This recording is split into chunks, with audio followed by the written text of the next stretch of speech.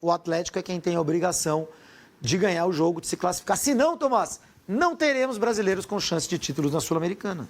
Porque o Fluminense, você tá bom para dar gancho, né? Nesse momento, empata com o Lanús e é eliminado da competição. O Lanús conseguiu que a Internazionale de Milão e o Al Hilal não conseguiram na Copa do Mundo de Clubes, né? Eliminaram o Fluminense do Renato Gaúcho. Em 2 jogos. Pois é, em 2 jogos, né? Não foi só numa partida, né? Impressionante. A gente estava discutindo, o jogo termina nesse momento 1-1, o Fluminense fez o primeiro gol com o Canóbio na etapa inicial, o Lanús foi buscar o empate no segundo tempo, numa bela jogada, um jogo em que, para mim, era mais provável, era mais factível, era mais possível o Fluminense ganhar do que o Lanús, Júlio. Mas a gente estava discutindo fora do ar, né? O Fluminense, em alguns momentos, poderia ter sido mais agressivo. Você comenta, depois da linha do tempo, que traz aí misturei chance com Lúcio, uma lanche. Uma chance Como perigosa. É que é? Você misturou o quê? O Lúcio com chance, uma lanche. Vai sair uma lancha? Uma lanche perigosa. Ou um lanche. Ou um lanche. Mas o Lúcio, que hoje foi novidade no time do Fluminense, jogando no lugar do Nonato, né, Júlio? E estava com problemas físicos. Exatamente. Chance perigosa aos 11, aos 19 veio o gol do Canóbio, aos 22 teve bola na trave do Samuel Xavier, aos 32 outra chance para o Flu ampliar com o Everaldo e o Lúcio Acosta ainda teve uma chance aos 42 minutos, no primeiro tempo todo tricolor. Aí a gente vai para a etapa final, o Freitas tem uma grande chance aos 14 minutos, ele está praticamente do lado da trave e cabeceia para frente, né? A impressão que dá é que ele achou que ele estava na frente do gol, não tentou cabecear para o gol. O Aquino faz o gol aos 21 minutos, um belíssimo gol. Depois, o Júlio vai falar sobre isso, o Lanús tem ali algumas chances nos contra-ataques, uma perigosíssima com o Salve aos 33. O Cano quase faz um golaço aos 38, depois é a vez do Queno aos 44 e o Cano tem mais uma chance, um cabeceio, uma bola na trave aos 50, quando a gente já estava abrindo o programa. A gente estava abrindo o programa, né? Por isso que a gente estava aqui meio na bagunça, mas foi logo quando a gente começou o programa, teve esse cabeceio na trave do Cano, logo depois de a gente começar o programa, né? Tomás, o Fluminense eliminado, para mim, é surpreendente. Para mim, o Fluminense ia ganhar essa Copa Sul-Americana.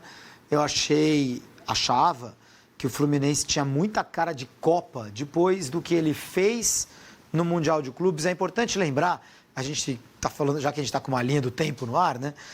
O Fluminense do Renato, ele não era um time pronto no começo do Campeonato Brasileiro. Ele era um time oscilando ali, como qualquer Inter da vida, como qualquer Grêmio, como qualquer Galo no começo da temporada, no começo do Campeonato Brasileiro, né?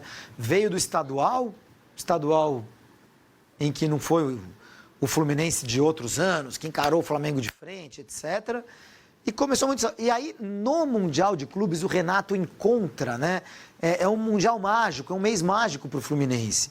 O Fluminense faz um grande jogo contra o Borussia Dortmund, um jogo defensivo. Aí ele faz um jogo contra o Ulsan, já mais tumultuado, mas um jogo em que ganha, faz 4 gols. Empata contra o Mamelodi, quer dizer, o Fluminense passa ali, você desconfia daquele Fluminense, e aí ele faz um grande jogo contra a Inter de Milão, né? Um grande jogo em muitos anos de um time brasileiro, jogaço do Flu contra a Inter de Milão, carrega esse momento, faz um jogaço contra o Al Hilal, que tinha eliminado o City, faz um bom jogo contra o Chelsea, por que não, apesar da eliminação. E carrega isso para o brasileiro. O Fluminense sai do Brasil sem time e volta com time. Com time e sistemas, inclusive. 3 zagueiros, linha de 4, opções, perdendo áreas, hein? O Fluminense faz grandes jogos no brasileiro, apesar de demorarem os resultados a chegar, né? Quer dizer, faz bons jogos, mas perde do Cruzeiro, do Palmeiras e tal. E aí ele entra na linha e quando ele entra na linha, ele começa a carregar esse momento da temporada para dentro dos mata-matas. Ao avançar na Copa do Brasil, ao avançar na Sul-Americana. Uma Sul-Americana completamente aberta para o Fluminense. Então é muito decepcionante essa eliminação contra o Lanús. O Lanús é um time inferior ao Bahia, que o Fluminense acabou de tirar na Copa do Brasil. O Lanús é um time nota 5,5, né? Um time fraco ainda, e a gente reiteradamente fala isso aqui, com uma certa tradição já na Sul-Americana, tem chegado, né, nas competições sul-americanas, mas mais especificamente na Sul-Americana. Disputou final de Libertadores 2017 contra o Grêmio, mas chegou também em final, não sei se foi campeão da Sul-Americana, aquele jogo no Paraguai, uma uma final lá no Defensores del Chaco. Eu acho que era Lanús Independente Del Valle. Posso estar completamente equivocado. Eu acho que o Lanús é campeão, mas né? Também acho. Aqui. O Lanús tem chegado. O Lanús tem chegado. Então, é uma camisa que está aparecendo no continente. O primeiro jogo foi um jogo em que o Lanús não jogou nada. O Fluminense quis controlar aquele empate e acabou levando um gol no fim bobo. Sim. Injusto, quase. Era um jogo para empate. Eu acho. E hoje, o Fluminense fez um muito bom primeiro tempo, que poderia ter acabado com uma vantagem já maior e que lhe desse conforto para o segundo tempo. Poderia ter feito 2-0 no primeiro tempo. Fez 1. Tá tudo bem também. Você fez 1, script, vira 1. Segundo tempo, você continua pressionando. E aí, o segundo tempo do Fluminense foi muito blasé. Eu não gostei do segundo tempo do Fluminense hoje. A gente está vendo, né, 20-10 em finalizações a gol, 78% de posse de bola. Obviamente foi um jogo dominado pelo Fluminense. Mas no segundo tempo, eu não gostei das alterações do Renato, que foram todas 6 por meia dúzia. Todas, acho que a gente vai ver o campinho, né, o time. Todas 6 por meia dúzia. Em nenhum momento ele ousa nas alterações. Em nenhum momento ele bota o time à frente. E mesmo sem botar o time à frente, quer dizer, o time estava à frente automaticamente. A partir do momento em que toma um gol aos 21 minutos e a eliminatória muda. Mas acho que o Renato poderia ter ousado mais. Talvez com mais gente dentro da área tivesse saído esse gol que levasse o jogo para pênalti. E antes de você registrar aí a escalação do Fluminense, o Lanús ganha a Sul-Americana em 2013 contra a Ponte, numa final contra a Ponte Preta. Então a final que eu falei do Defensor de Utah que eu confundi. Pois é. E eu não lembrava, o Lanús foi campeão da antiga Copa Comebol, em 1996. Ele tem 2, exato. Então, são duas conquistas internacionais e ele tem, curiosamente, 2 campeonatos argentinos. Tem o mesmo número de títulos internacionais e campeonatos nacionais, 2, 2007 e recente, né? 2016. 2016, recente, exato. Né? Que é um grupo, o grupo que tinha esse título da Sula contra a Ponte e chega na final contra o Grêmio da Libertadores, o Sandy, alguns jogadores históricos ali do Lanús, que já não estão mais, óbvio. Olha aí o campo do Fluminense. O campo tá tudo bem, é o time normal, com o Lúcio Acosta, que você já destacou no lugar do Nonato, a volta do Samuel Xavier. Agora, no intervalo, o Fluminense volta do intervalo com Cano e Otávio por Everaldo e Hércules. Acho que o Hércules deve ter algum problema físico. Ele era dúvida recente, porque assim, não tem sentido o Otávio no lugar do Hércules. Cano no lugar do Everaldo, tudo bem, é uma aposta. Vou botar um atacante, o Cano quase fez, dois momentos quase fez gol. Aí aos 26, quer dizer, já depois de tomar o empate, ele faz 3 alterações. 2 e a do Riquelme foi um pouco depois, no lugar do Canóbio. Kennedy, Keno e Riquelme, por Lúcio Acosta, Serna e Canóbio. O Canóbio era o melhor em campo, no meu ponto de vista. Por que você não poderia tirar o Martinelli? Você não poderia tirar um zagueiro? Ah, mas Júlio ia ficar exposto. Ué, ficou do mesmo jeito. Ficou do mesmo jeito. Tomou, além de ter tomado o gol, teve 3 contra-ataques do Lanús perigosos. Um que se transformou numa chance perigosa, mas outros 2 que os caras erraram ali. Né? Um que o Freitas fez um grande desarme, eram 2 contra 1 do Lanús. Então o Lanús teve chance de matar o jogo. O Lanús teve algumas chances de fazer o gol da virada e matar a eliminatória. Não fez, e aí na reta final o Fluminense cria 2 chances claríssimas com o Cano.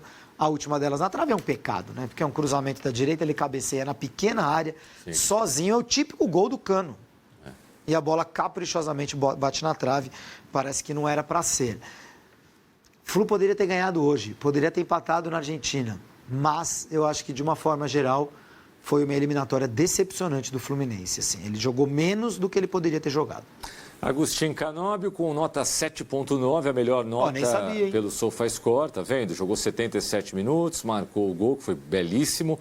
4 finalizações, 3 na meta, 1 drible certo, 2 desarmes, sofreu 4 faltas, ganhou 7 de 11 duelos, aparecendo bastante pelo lado direito do campo, ajudando na marcação também. E, claro, muitos pontinhos ali próximos à área e dentro da área, inclusive o pontinho ali na entrada da pequena área, onde ele faz o gol. É impossível para mim não notar a sonoridade dos atacantes do Fluminense. Isso não tem nada a ver com futebol, mas é Cano e Canóbio. Keno e Kennedy, né? A primeira sílaba é igual de um segundo jogador. Tem bastante Cano, coisa. Keno, Canóbio e Kennedy. A gente vai por Não dá para quatro. jogar os quatro. Não dá para jogar os quatro, dá? Não. Na reta final não. contra Sim, o Lanús deveriam. Não, aí tudo bem, mas começar uma partida com Cano, Keno, só se o cara for muito fã de gramática mesmo, né? de sonoridades gramaticais, hein? Enfim. Pois, eu acho decepcionante. Assim, era um campeonato para o Fluminense ganhar mesmo. Assim, se a gente olhar, poxa, o Lanús, se passasse do Lanús, Aliança Lima, Universidade de Chile, uma final contra o Galo, hoje o Fluminense é melhor que o Galo, contra o Bolívar, fora da altitude, contra o Once Caldas, quer dizer, olha essa chave, gente, isso aí era torneio para o Fluminense ganhar.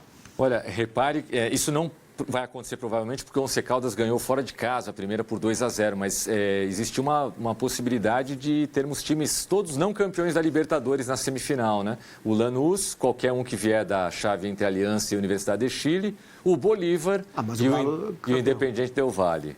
Galo campeão da Libertadores. Então. E o Once Caldas também, né? Se passar o Bolívar e o Independiente Del Valle, se passarem essas duas equipes, a gente pode ter uma semifinal só com times que nunca ganharam a Libertadores. Bom, mas acho que está mais para Atlético e para Once Caldas do lado de lá, como diria Luciano. Com qualquer cenário possível, 4 times de países diferentes, né? Aliás, nesse momento temos 7 vivos de países diferentes. A gente falou isso no dia que teve a confusão no jogo Aliança Lima e Independiente, que se o Aliança Lima passasse, a gente teria representantes de 7 países diferentes, algo bem diferente do que acontece todo ano nas quartas de final da Libertadores, né? Só não tem nenhum venezuelano, não tem nenhum uruguaio, vejam só, e nenhum paraguaio, né? Exato. O resto temos 7 países representados nos 7 restantes, já que um das quartas caiu, que é o Fluminense. Tá pro Galo. Agora, assim, vai confiar no Galo? Pode ganhar. Claro que pode ganhar. Como o Once Caldas também pode ganhar. Como a Aliança Lima, do Barcos e do Guerreiro, que faz uma temporada linda em termos sul-americanos, tirou Boca da Libertadores, jogou a Libertadores, quase ganhou de São Paulo no Morumbi, foi aí para a Sul-Americana e tirou o Grêmio, né? Quer dizer, é uma campanha muito bonita do Aliança Lima, do Peru. Faz tempo que o time peruano não se mostra à altura do torneio, né? Os times peruanos têm sido café com leite. Então, interessante essa Sul-Americana. Virou um torneio hiperdemocrático e, para mim, caiu o grande favorito, que era o Fluminense. Desde a formatação da chave, com essa volta do Mundial, para mim, o Fluminense era o grande favorito do torneio.